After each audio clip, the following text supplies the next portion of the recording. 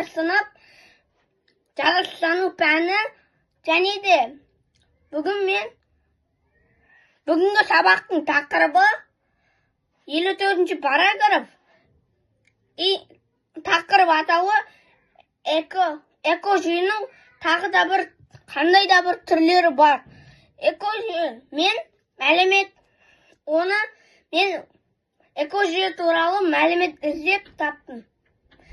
Сіздермен оны бөлсем, және де экожүйе туралы кішігірім бір мәлімет айтайын. Экожүйе дегеніміз ол тірі ағзалардың, өсімдіктердің, жануарлардың, микроорганизмдердің мен олардың өмір сүретін ортасы. Су, ауа, топырақ арасындағы өзара байланыстардың жиынтығы. Экожүйе ол екіге бөлінеді. Табиғи экожүйе және де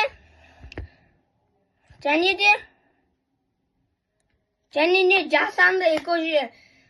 Біз табиғи экожүйеге келсек, ол орман, шөл дала, теңіздер мен мұхиттар, көлдер мен өзендер.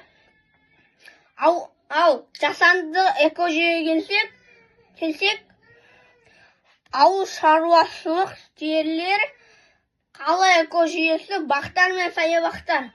Ал экожүйе ол адамдардың ағзасына кіретін зат. Ол экожүйе туралы мен ақпараттар аз алдым деп айттым.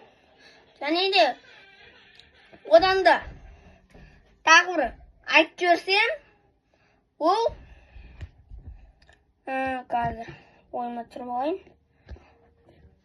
Амазонка орманы жердің өкпесі деп аталады.